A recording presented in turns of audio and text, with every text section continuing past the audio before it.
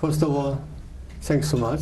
Thank you for Mr. inviting President me. and also Mr. Prime Minister, for your taking time out of your very hectic schedule. First of all, I met with you during your presidency of EU Commission. At that time, one of your great work was, that you exercised leadership in having Maastricht Treaty, entering into force to make a new Europe. So, but now Greece has in some problems. But there are some views that the problem of the Greece has been expected from the beginning, because Europe, when when Maastricht Treaty was signed, even though there was they agreed, the EMU, but it's just short of fiscal union. So that was so that's why Greek catastrophe was predestined.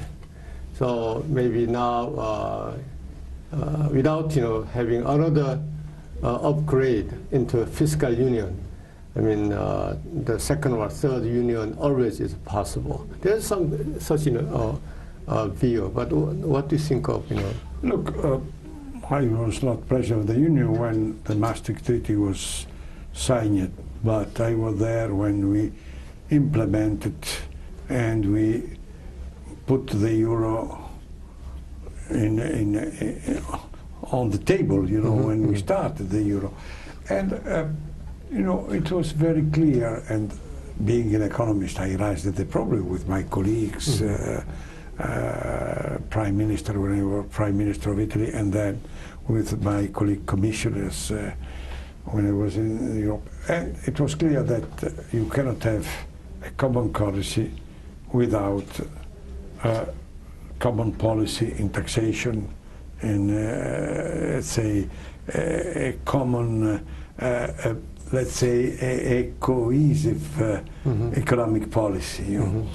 And the answer was very, I remember the answer of the German Chancellor Kohl when I raised the problem. He was very open, very frank, very intelligent. Told, look, now we have done the euro, and to do that is a big change. And you know that it's a big change, yes, because the modern state is based on the army and on the currency. When you put the currency together, you change the nature of your nation. And so, say, I know that we did this effort, and he added me, I do remember the Germans, my fellow Germans, they don't like much the euro, or they want to stay with the Deutsche Mark. But, and this is, you have to remember that, but I want the euro because my brother died in war, It seems something completely different, but this is, the signal that we stick together. And second, because I want that Europe in the future will be united, and I want a European Germany and not a German Europe, And but, and this is if I remember, you are Italian, that there is a say that Rome was not done in one day. And so what you ask me, I say the fiscal cohesion, the converging economic policy will be done later. We do it step by step. And it was very wise. But which is the problem? That the European power changed, and the center of power was changing from the Commission to the states. And so the sense of convergence stopped, and so we arrived to the Greek crisis, in which there is a country that didn't stick on the rules, but there was no supranational entity to control it and to adjust it, and the job was left to the council, that is, to explain clearly, the commission, that is the supranational body, and the council, that is the meeting of the chiefs of states, and the power shifted to the national states, and there was also a deep change that non-European, they don't understand so well, you know, the growing up of the so-called populistic parties, anti-European and so on, and all the governments, European, were afraid to lose power inside, and so they stopped in some way the European project. You know, they and in the last years, you know, that these long meetings, the difficult agreements among European leaders, this is a consequence of a political change. But I do think, and this is clearly a message, that going on, we understand that in the global world, the single European states are insufficient, you know, are too small, are too weak. I always make this comparison, you know. I am Italian, as you know, and the Italian states, the small Italian state, during the Renaissance, they were leaders in the world, honestly, you know. In the art, Michelangelo, Leonardo; in the science, the bankers, they were lending money over all Europe, you know, that traders. But then we had the first globalization, which is the discovery of America. Yes, right. And our small state did not merge together, and no one was able to build the new vessels to go with America, or to have the strength to play in the new world. And Italy disappeared for 4 centuries from the world maps. Europe is in the same situation. If we stick together, we shall be the protagonist of the world.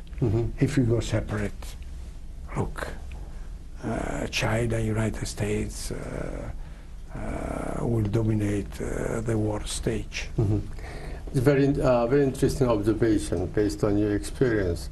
You know, you have some you properly introduced concept of political changes behind such the weakened, in a sense, the weakened integration process. Yes.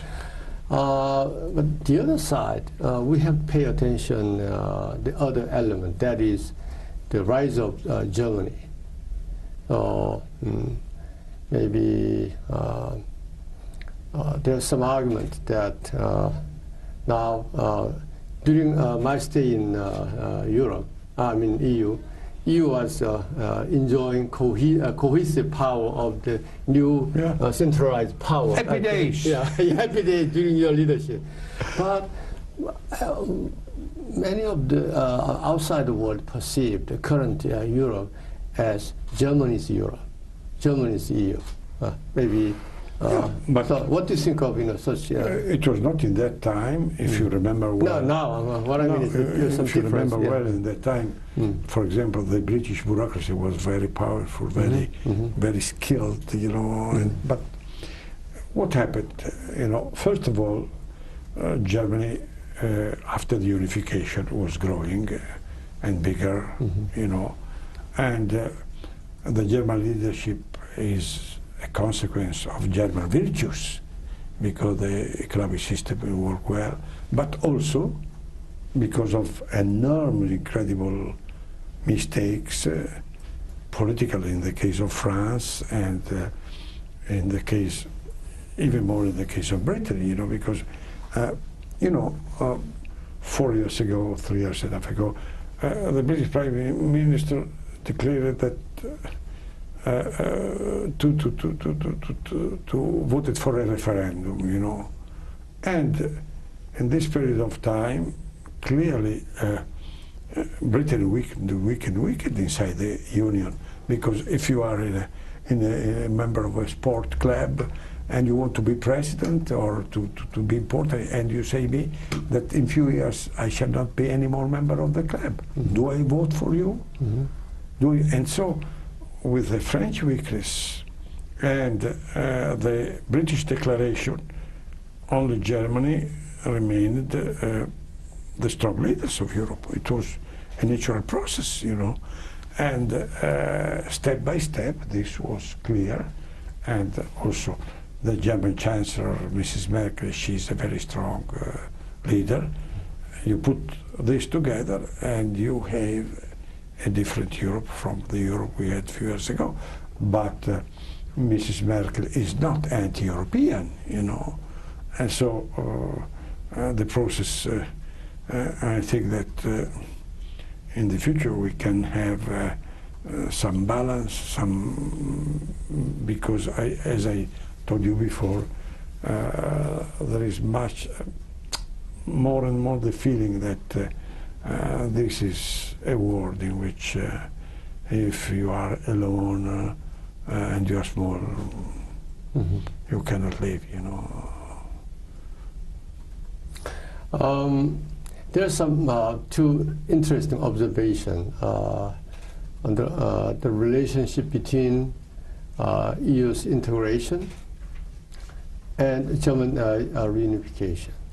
One school has some thought, without a European Union, you know, German unification, Germany will suffer from side effect of German reunification. You know, just after the German reunification started, then Germany was suffered from some huge amount of, you know, the cost for reunification. So that's why German economy was slowed down. But with the increased integration of Germany, so they could enjoy you know, some side effects. For example, if they use mark even after reunification, you know, they could not enjoy huge, you know, the amount of increased export. But you know, when they changed from mark to euro, they could enjoy, you know, their cheaper, you know, the you know. No, the German businessmen, yeah, they know it very well, you know. And the surplus, the German surplus is incredible, you know. We were complaining when the Chinese surplus was 6% of the GDP of the Chinese GDP. The German surplus is even more, you know, for the reason that being more efficient in a common currency area, they enjoy big advantage for that, you know. And this is why the German businessmen, in general, they are very happy about the economic situation of Germany, Europe, and of the end of the Deutsche Mark. The problem is,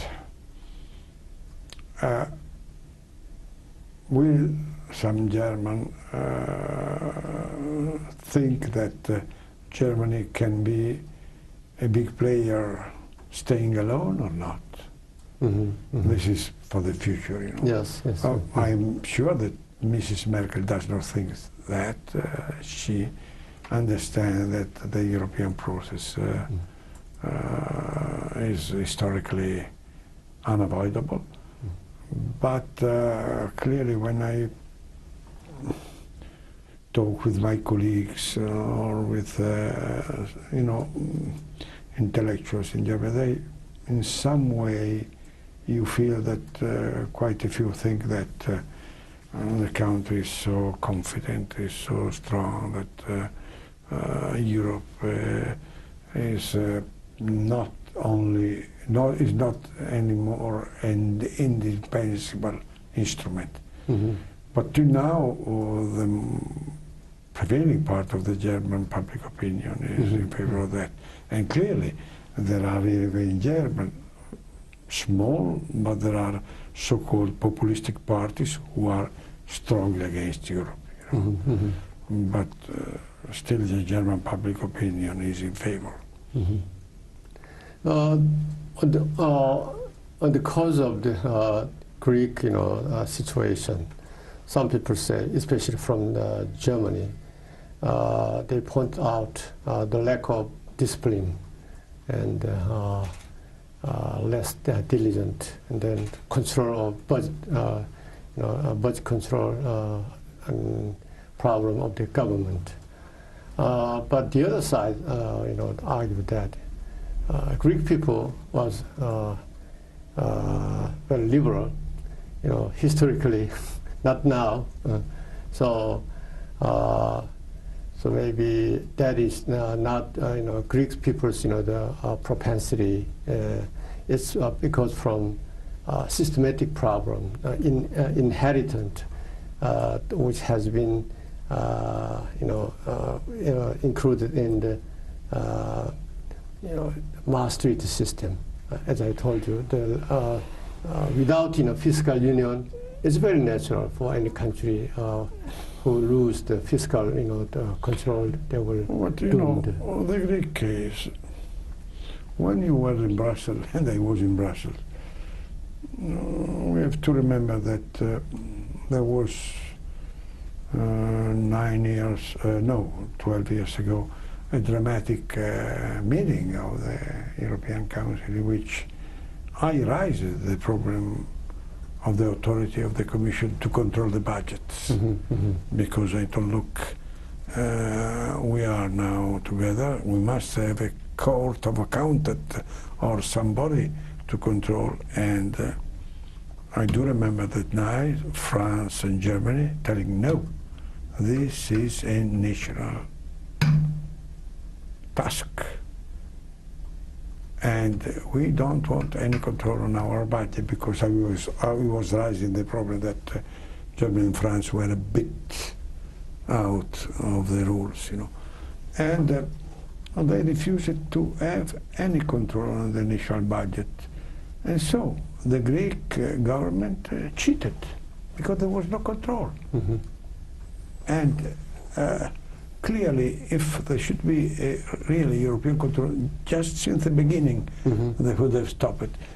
But without control, they went wayward. And the deficit was 3 times, 2 times and half of the deficit that was declared officially, And when this was discovered, the problem was blowing up. But remember that when the Greek case came on the table, it was not a big problem. Well, for Europe it was not a big problem, because with 30 billion euros could have been fixed. But there were the German regional election in the land of Baden, of North Rhine-Westphalia, very important politically, and so the German Chancellor didn't want to take the decision to give money to Greece before the election, to agree on that. And in the period of 3-4 months before the elections, the 30 billion became 300, I don't know how many. So this is why I tell you the problem is a political problem, is a political problem. And we accept discipline if we stick together, And I know that everybody knows, and I know that if we don't set new rules, some similar case may happen, because also without responsibility of the government, life, if you have a big earthquake, if you have some, so we need instruments of solidarity when we have a common currency, and also rules and an authority to respect the rules. In this moment, with this national revival, it's funny, but the strongest European authority is the European Central Bank. That is not a democratic body. Yes, right. But it works. It works, you know, as a supplementary instrument, you know. What about some argument that Grexit, you know, I mean, withdrawal of Greek from the EMU, not while they are still members, just withdraw from the monetary union. Because I think that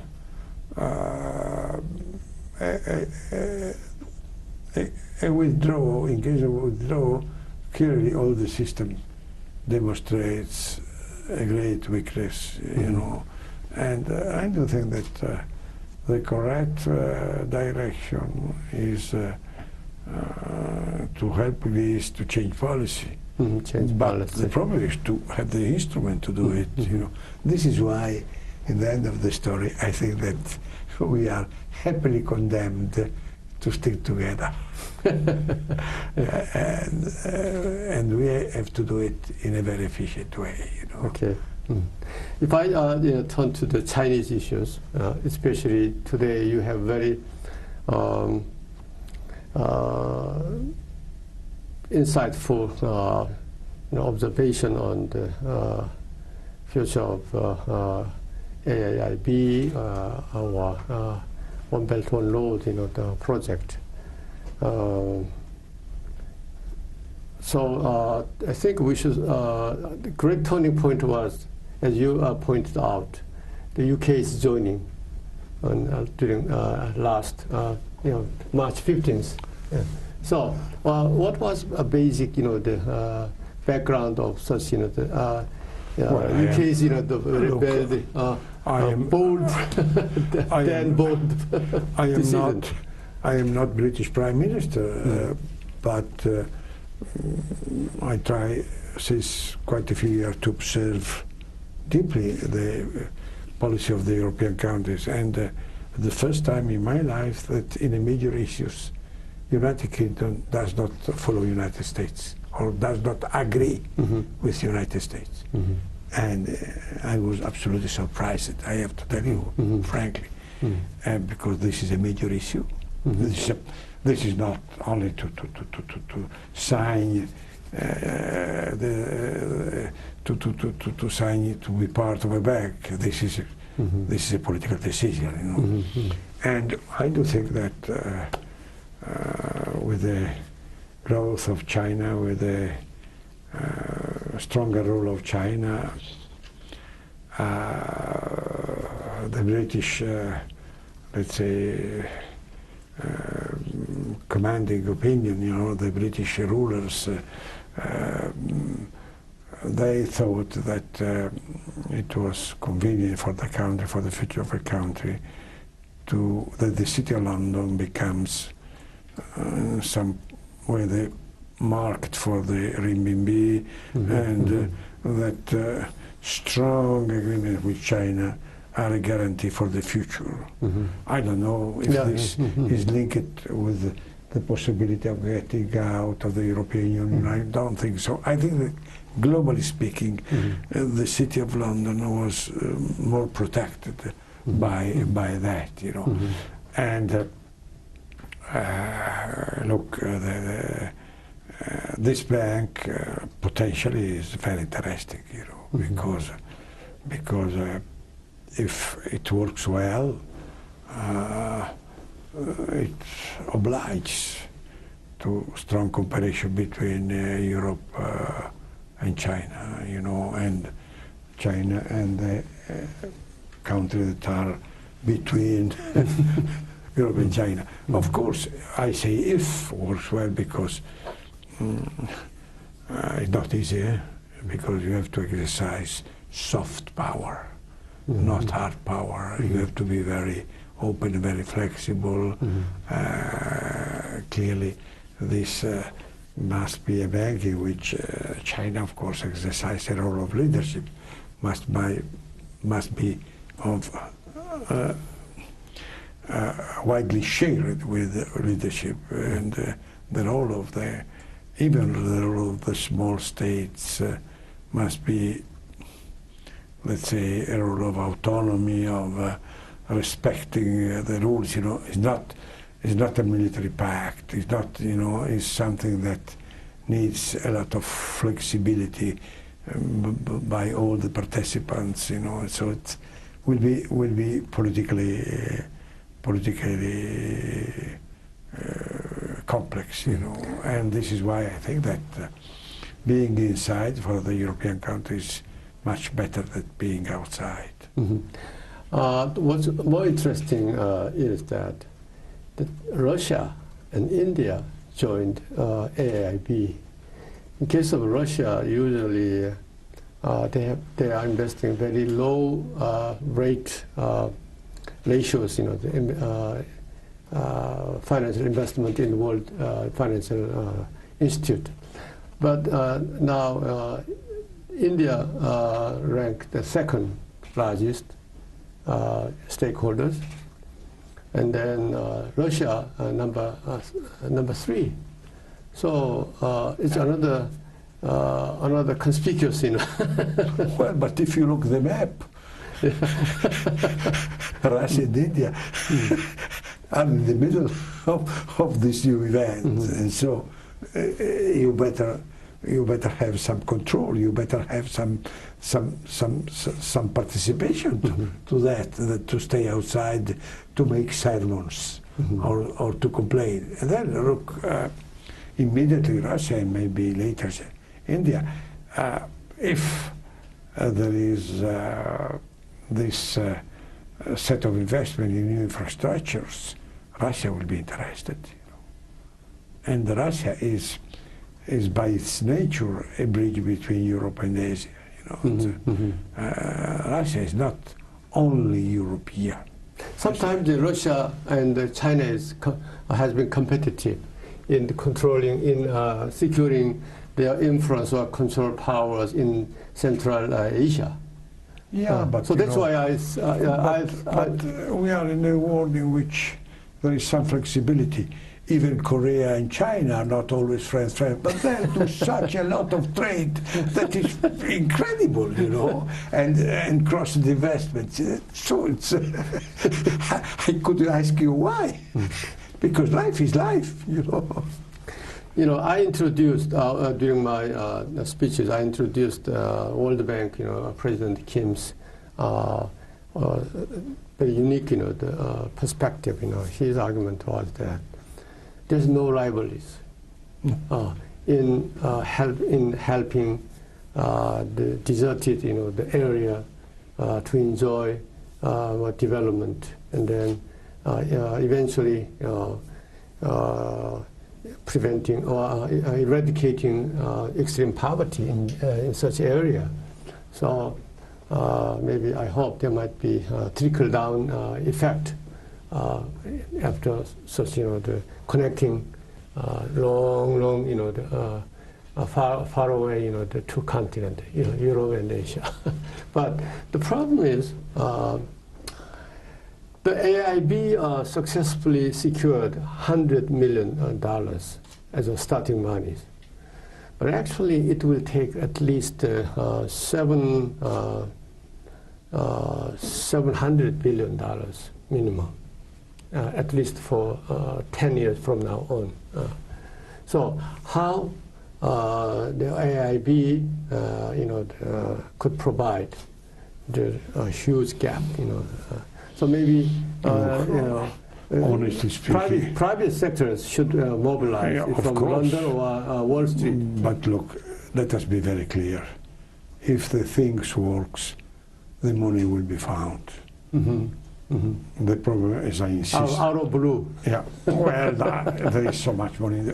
I insisted this morning, telling, look, the problem is to make wise investments. Start from the investment that can immediately wake up the economy, to help the intermediate cities and countries that are to follow that. And if this process works, the money will be found, and you cannot spend $700 billion immediately in one shot. But the problem is, I insisted this morning, and I am insisting now, the most important problems are two. First, the political, let's say, wisdom. Through software. Soft power. Political wisdom. And second, to recruit talents in the bank. Talent means technically skilled and also with some sort of international knowledge and so on, you know. And this is a great challenge for China, because they have taken the initiative, but they must understand that they must constrain, you know, must be very flexible and in the recruitment, and you know, this will be the most important challenge. If there is a good team, the money will follow, you know, because this area, and I'm not talking now strictly with the link between Asia and Europe, but the area around China, around Korea, you know, is full of fermentation, you know. You have not only Korea that has got, in my opinion, the best industrial structure in the world in this moment, but you have Vietnam, you have Myanmar, you have Thailand, you have a country that, you know, are ready for a fermentation, you know. So if you are able to mobilize this energies, the process. But I repeat, it's not easy for the two reasons that I raised it, you know. Some people compare One Belt One Road project to the Marshall Plan. But do you agree with that idea? Well, the broad idea you can also compare, because it's money that is flows to less wealthy areas. But it's completely in the Marshall Plan, that was very intelligent from the American point of view and very generous also. You had a plan to put the European countries in a better conditions and keep them in the military alliance. There was political, military and economic goal. Here, you cannot have that, you know. You cannot think that Russia and China are members of an Asian NATO or India and all together, you know. This is something that must have much more political independence. This is why I insisted on the problem of flexibility. Marshall Plan was one side. This is a different environment. The comparison, I repeat, is valid only in the sense that you have money flowing for encounter that could be have a quick development, you know. And this is why if the thing is done wisely, you know, I think that the area of the world, you know, that is, let's say the Great Asia is the most promising area in the world for development. There might be two different views on that issues. One might be like this, you know, while Marshall Plan has some political conditionality at the time based on the Cold War, but now, so now, you know, the One Belt One Road has no such, you know, the political conditionality. You cannot have. So there might be a better chance. If you want to have, will not work. But at the same time, even some Chinese, you know, the scholars have some concern on the aspect of the how the One Belt One Road issue will solve the security issues, because as you probably mentioned, it's a long.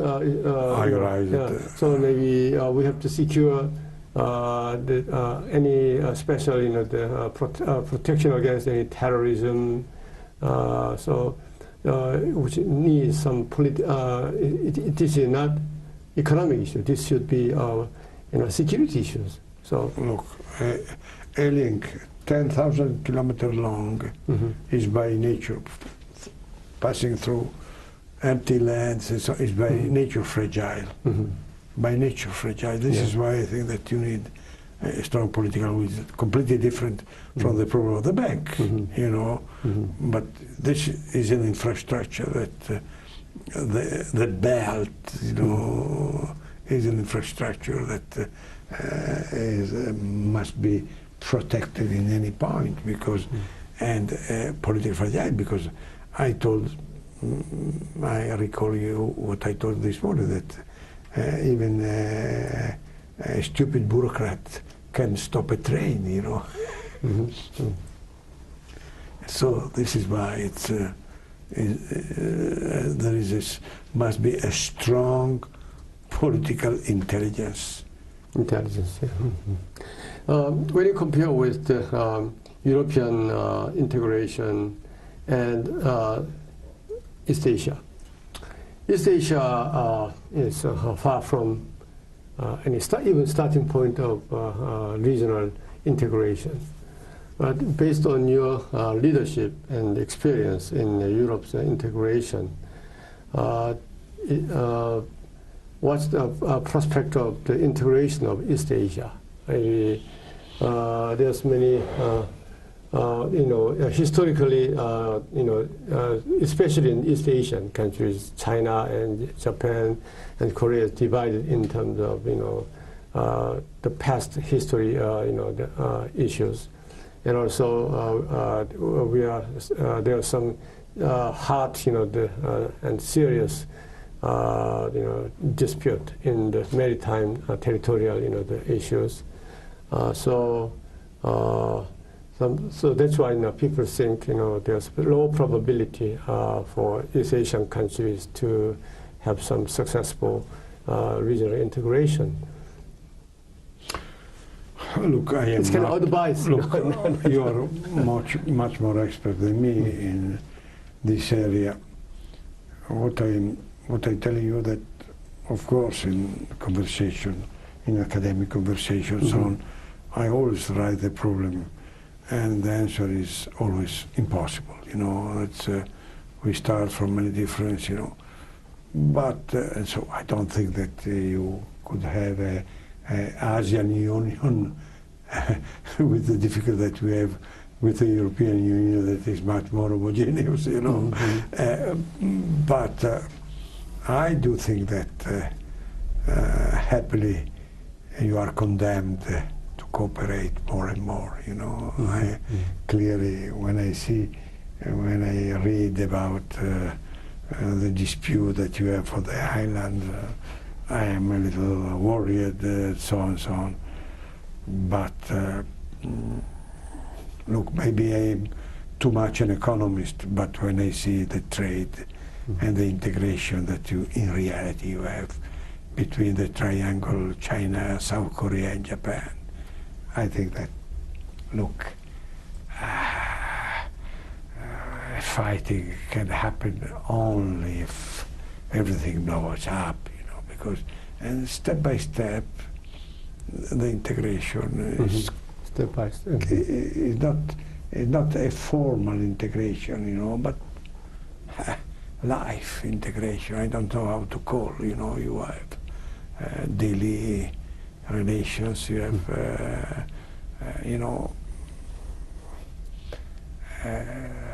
so it's the globalization is going on in spite of everything, and I clearly maybe I am too ironic, that I dream peace But I do think that the strength, even in Asia, the strength that are backing the cooperation are stronger than the dispute that you have now. But repeat, I am in this field. Why in the other field? I was a professor in this field. I am only an amateur. You know, I just look at the real economic integration, nothing more. You know, theoretically speaking, the European integration was kind of top-down, you know, approaches. I mean, some through the agreement from we started from Rome treaty. Then the government in agreement is kind of top-down.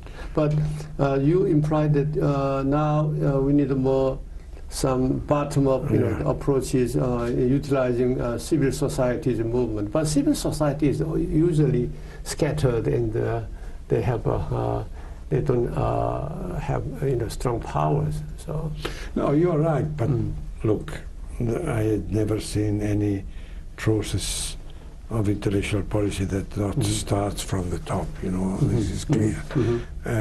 And I agree with you that there are, as I told before, many populistic attitudes, so on and so on. But it's strange that when you arrive to the yes or no,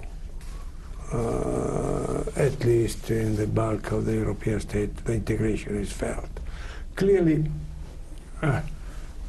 we almost certainly we shall go in the direction of a different Europe, in the sense that we shall have a two-speed Europe or a multi-speed Europe, you know.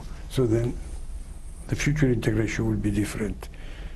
Clearly, UK will never enter into the euro for the foreseeable future, you know, and they want to have exception in many fields, you know. So if they stay, as I think, in the Union, they will be different members of the Union. So we shall have a core Europe and a peripheral Europe, you know, and just to respect the choices of people, you know, because if there is a referendum that put in doubt the staying is because the society has problems. So even if the vote is in favor to stay in, Cameron will negotiate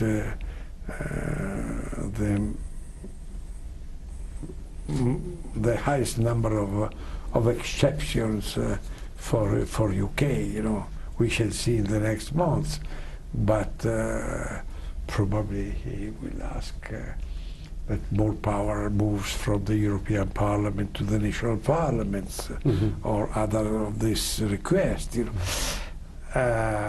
this will not be easy because the British exceptions are already important, and probably, you know, the compromise will be, well, let us adapt to the new trend, you know. Right. My almost last question might be the future role of China in international, you know, arena. Now China, you know, G2 is not exact concept, but maybe rise of China or more responsible stakeholders or whatever. What's clear is that the U.S.-China coordination or cooperation, even including the trilateral cooperation among Europe and China and U.S. Should play a more constructive role, especially in the climate changes issues, the international, multilateral, you know, the global, you know, challenge issues. So especially early next month, in Paris there will be another climate change, you know, In Paris. the summit, COP21. So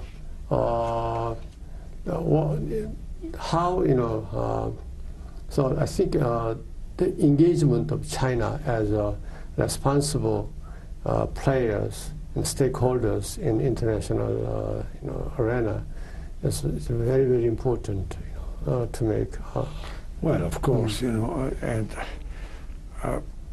this growth, in my opinion, will not stop, will not,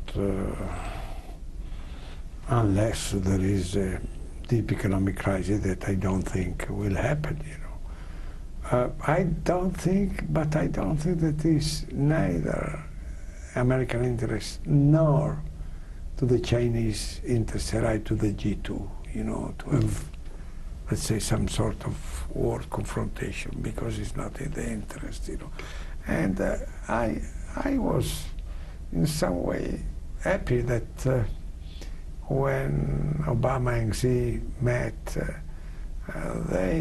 it's very interesting, they raised all the question of the future of the world, you know, cyber war. I found so interesting that they, because this is something that, and climate change, you know. So in some way, the idea of the necessity of taking care of the future needs. Of course, in politics, you never know if this will have a rational process, you know, but to write that has given me the idea that the two leaders understand that the responsibility they have, you know, and clear, this was also a signal of the rising importance of China, you know, clearly, because if you put together the bank, you know, the proposal of the road, and you know, and these meetings, you have a more assertive China. This, I repeat, this rise could be stopped only with an economic crisis, because China is half of the Chinese define themselves as still developing, you know. The CO2 emission, yeah. But personally, I do think that the growth will go on, maybe at a lower rate, but anyway, a middle-income country cannot grow as a poor country, you know, you have different, but if the progress goes on, this role in the reward will be even more important. We expect that China will be very cooperative in having international legally binding you know, document. So it's very good news. You know, we expect, you know, China will be more forthcoming. I expect, and I give a lot of importance to the necessity of globalization of the Chinese big companies. You know, they are. Their choice is similar to the Korean choices of the big Korean companies, you know, in which it was clear that with this dynamism, with the dimension, either they became global or they should have any success, you know. And step by step, China will find itself in the same situation, you know.